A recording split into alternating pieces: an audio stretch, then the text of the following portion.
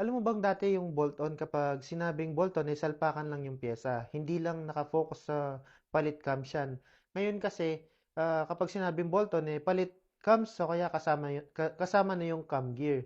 Dati sa mga veteranong mekaniko, may mga nagtatawag na kapag nagpalit ka ng block, salpakan lang yan, bolt-on na yung tawag dyan.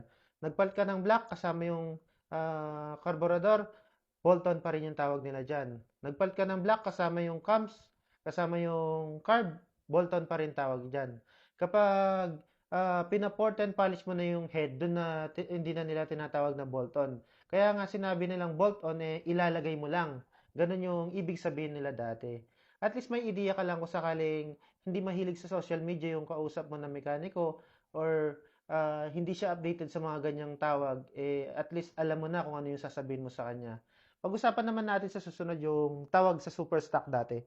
Yun lang, ride safe!